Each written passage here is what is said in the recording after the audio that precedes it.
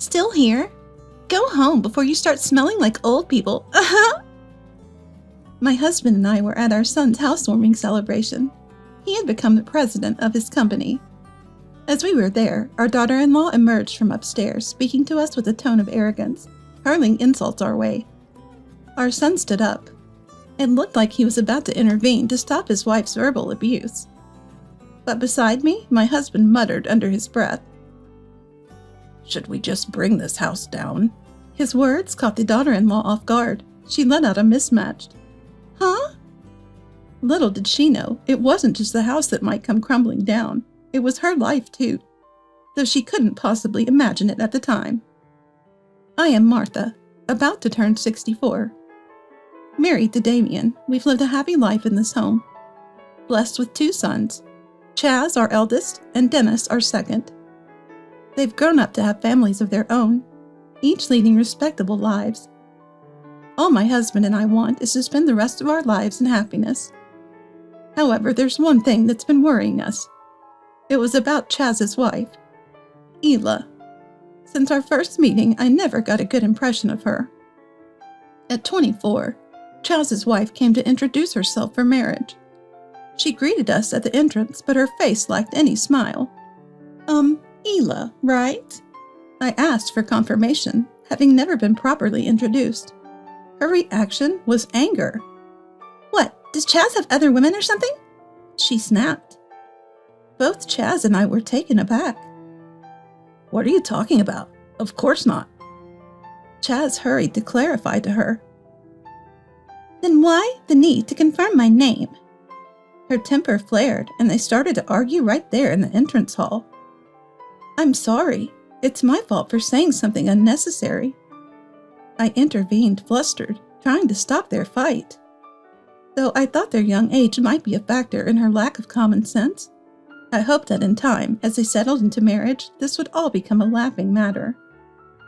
Eventually, introductions were made, and the family meeting went on. Chaz's in-laws are really pleasant people. They run a small electronics store, and they seem to get along well. Perhaps because they're so fond of Chaz, our first meeting was a bit of a situation, but I choose to see it positively. It just shows how loved Chaz is. After the wedding, Chaz and his wife started living in an apartment close to our house. A few years later, it was Dennis's turn to get married. Dennis and his wife were expecting a baby when they tied the knot. Dennis was a college student at the time, and Celia, his 20-year-old wife, had started working at her family's home after graduating from high school. Honestly, I was at a loss.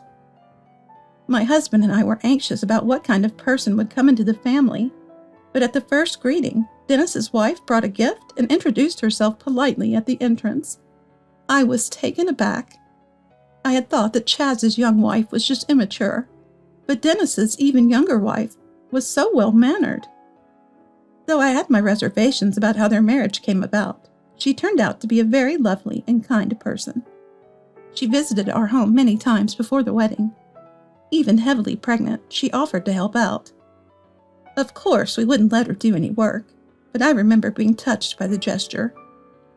Dennis's wife's family owned a small construction company. Dennis, still in college, dropped out to work there. Then a beautiful baby girl was born to Dennis and his wife.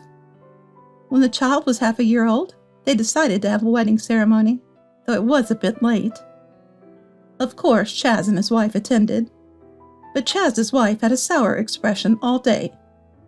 Even though she was family, she just played with her mobile phone and didn't get up from her seat.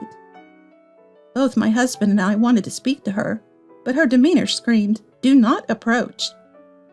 The wedding ended without a hitch, but the trouble came afterward. Since they had a small child, they decided not to have a reception. So I suggested, why don't we have a small get-together at our place? Dennis and his wife were delighted, and we prepared some snacks and hors d'oeuvres, inviting Chaz and his wife to our home. That's when the incident happened. "It was a beautiful wedding. Celia looked gorgeous," Chaz said. Naturally, his compliment lightened the mood. But it was Chaz's wife who shattered the convivial atmosphere. "What are you talking about? Who looked gorgeous? Are you cheating?" she accused as she lunged at Chaz. We were all stunned by her unilateral outburst, but I quickly intervened. Hila, calm down. Chaz didn't mean it like that. But that was a mistake. Chaz's wife turned her ire towards me, glaring as she shouted, "What kind of parenting results in such a philanderer? Maybe it's your fault." Then she turned on me. "Hila, calm down. Hila, please stop. Enough is enough." With that, the kids and my husband restrained Chaz's wife. I told Dennis's wife to take the baby to safety, and then they left the room. Watching Chaz's wife heaving with excitement, I was certain of one thing. She must hate all of us, or rather everyone associated with Chaz. For better or worse, Chaz is all she sees. We concluded that it was best for Chaz and us to maintain some distance from him and his wife. That was our decision, and that's what we've done, maintaining only minimal contact. After that incident, I suggested to Chaz, maybe it's time to consider divorce. But he told me, "I thought the same, but when I brought it up, Hila burst into tears and apologized." After their apologies to us, my husband and I decided to let them handle their issues on their own. Despite everything, Chaz and his wife celebrated their 15th wedding anniversary. They didn't have kids, so we rarely saw each other, but we all preferred it to facing trouble. My husband and I thought it best to just let things be. Then one day, Chaz called. His side project, a game development, was taking off, and he decided to go into business full-time. In other words, Chad was going to be a CEO. He was developing an app game and didn't need a big office, so he planned to hire a few employees to work remotely. He needed a conference room and a workspace at home, so he was planning to build a new house equipped with those. My husband and I were thrilled that Chaz could turn his passion into a career and was looking to the future. A few months later, a mansion was completed. The Dennis family and we were invited to a housewarming. It had been years since we last saw Chaz's wife. Yet there she was, all grown up, a full-fledged adult. No way the past would repeat itself, we thought. With that hope, we brought along a celebratory gift to Chaz's house. "Hello, thanks for having us." I rang the doorbell, and Chaz came out to greet us. With that greeting, we were invited inside his home. Chaz welcomed us, saying, "Here's the conference room. This is the workspace, and that's the living area. Everything's secure with locks," guiding me through the house to the living room. "Wow, this is lovely," I remarked, looking around. My husband and the Dennis family followed behind, smiling. The living room was prepared for a meal, but Chaz's wife was nowhere to be seen. "Where's Hila?" I asked. But Chaz avoided discussing her. In the end, we started the meal without her, and both my husband and Dennis handed their housewarming gifts to Chaz.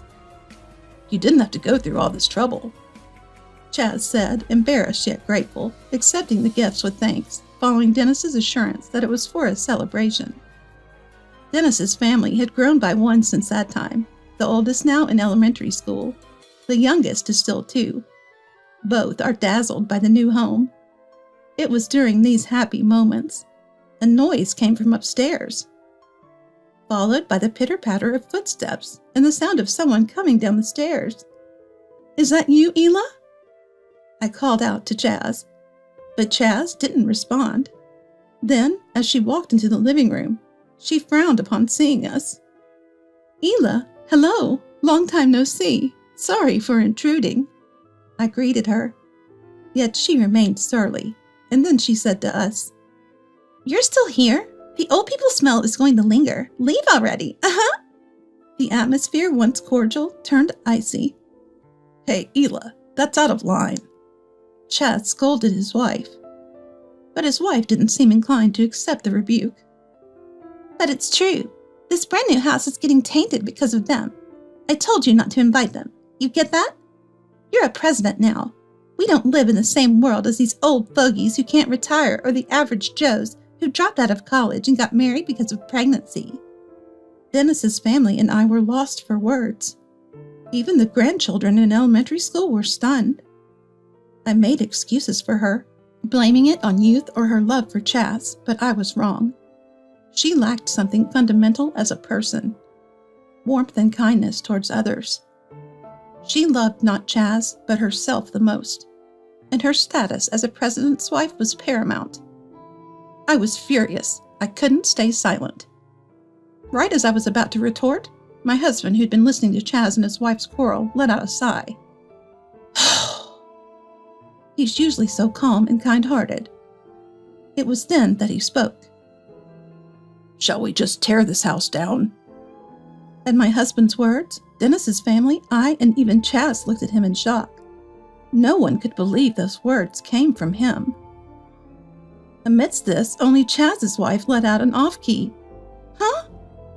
Damien, do you even understand what you're saying?" she asked. "Of course. This house that I designed and Dennis built might as well not exist," my husband replied. "What?" Chaz's wife, petrified. "A house designed by an old man and built by less than ordinary people is unacceptable for the president's wife, Ela. Since we live in different worlds, maybe you should just move out," he said calmly, which somehow felt more intimidating. Acknowledging that we knew the full story, none of us interfered with the conversation between my husband and Chaz's wife. "What do you mean by that?" Chaz's wife started to tremble at his words, and with a look of fear, she glared at Chaz. Noticing her stare, Chaz sighed and said to his wife, "It's exactly what it sounds like. This house was designed by my dad, a first-class architect, and it was built by Celia's family's construction company, with Dennis as the foreman. I might have the title of president, but I'm still without significant wealth or fame. I owe it to my family that I could own such a fine house. In fact, it's me, or rather us, who are the most ordinary here, no less than ordinary." Chaz's wife turned pale upon hearing this. She must not have known. But even if she hadn't heard, didn't she ever wonder? It's impossible for such a magnificent house to be built on Chaz's income and savings alone.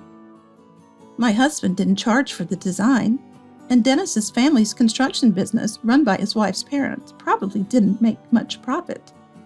They cooperated because we were family and couldn't go against Dennis's wife's parents' goodwill. Yet here was Chaz's wife acting all high and mighty because of her husband's status. Who did she think she was? We're less than ordinary? As if in disbelief, Chaz's wife echoed his words. Despair was evident on her face. Indeed, as she mentioned, my husband continued to work beyond retirement because the company wanted him for his experience as a top-class architect. Dennis was being groomed as the next boss at his wife's family's business. He was well treated by both the staff and the long-standing business partners, working hard for the company, though not yet in the president's position. "That's right. In this crowd, I'm at the bottom. A wife so mistaken to disdain others and act superior is even lower than that," Chaz said, laughing at the sight of his wife, pale and on the verge of tears. Dennis couldn't help but laugh too, though the atmosphere was far from pleasant.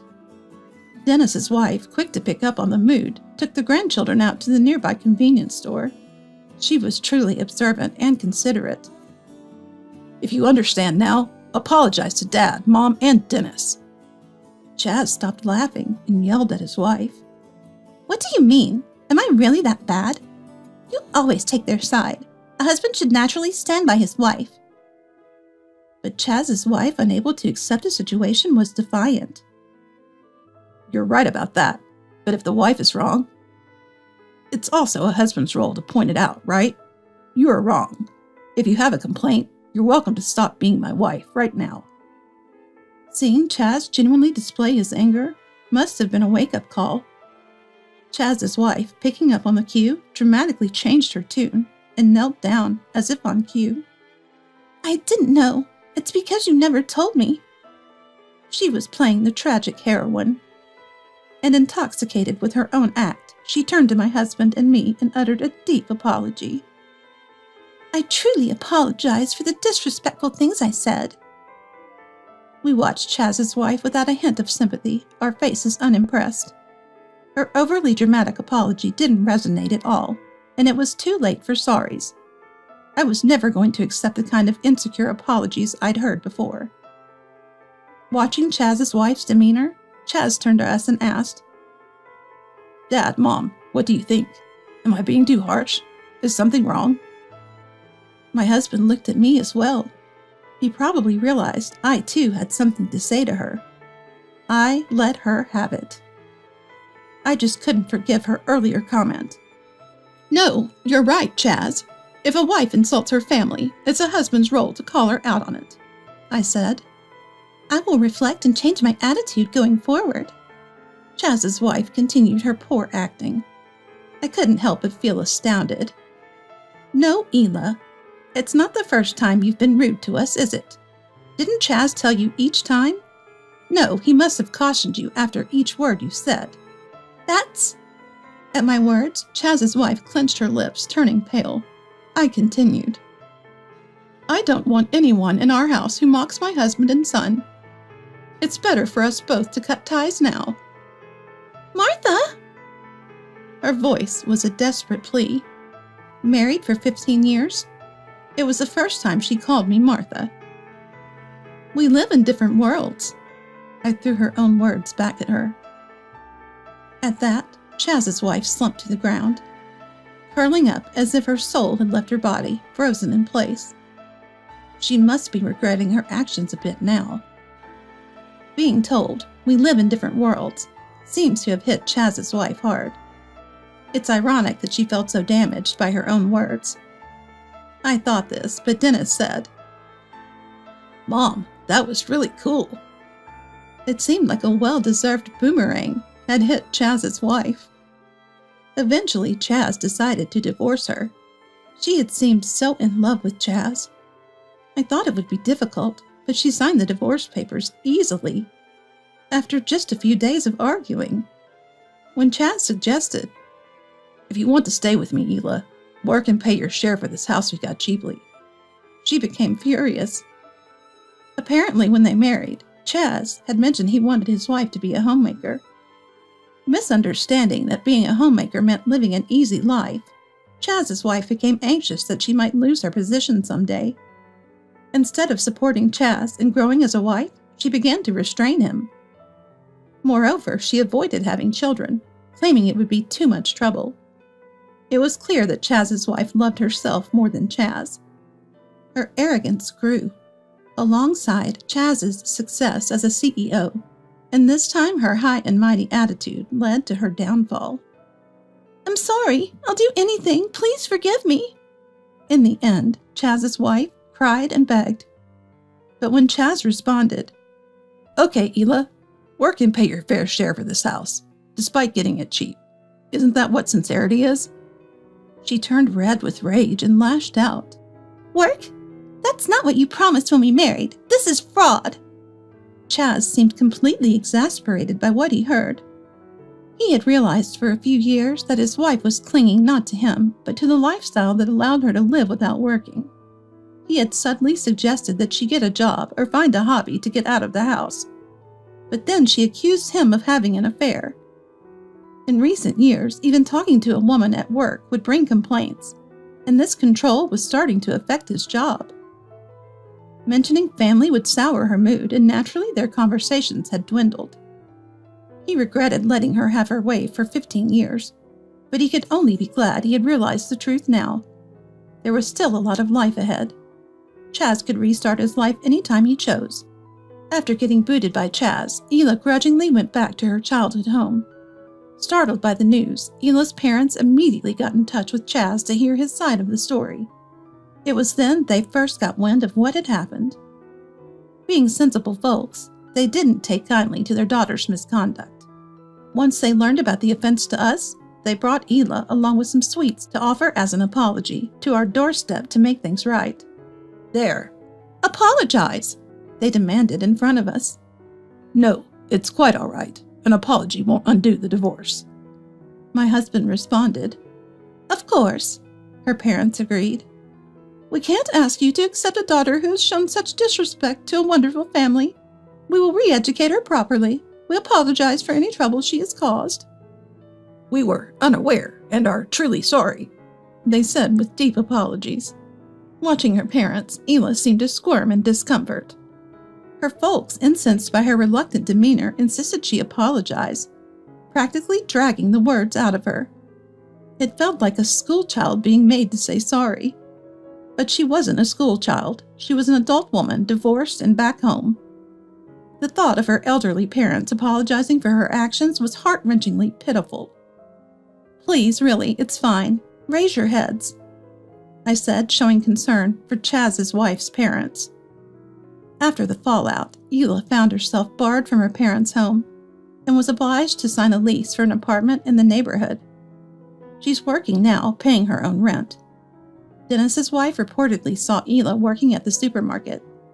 It seemed she was being scolded by a student with a part-time job. Ela, with little work experience to her name, being reprimanded by someone younger, a part-time student no less, might just be the medicine she needed. From now on, under the watchful eyes of her parents, she'll lead a life without causing trouble to others. It's a far cry from the freedom she once knew, but even this restrictive life is a blessing in itself. Ela, who never realized her happiness and looked down on others, until she can appreciate her current situation, a bit of hardship and strictness may be necessary. Since then, my husband and I live a peaceful life in our later years with no worries. Although Chaz being alone is somewhat concerning, the Dennis family is close by. They are brothers who respect each other. In times of need, they'll support one another. Chaz's business seems to be doing well too. He's gradually increasing his staff and continues to grow. Chaz, doing what he loves, appears more vibrant than before. Without having to be considerate of anyone, we keep in touch with our children, and now they even take us on a trip once a year. What a luxurious daily life we lead, for which I am endlessly grateful. Recognizing the small joys of everyday life makes us feel that life itself is filled with happiness. Both my husband and I are living days we'll look back on as a happy life when it's time to depart.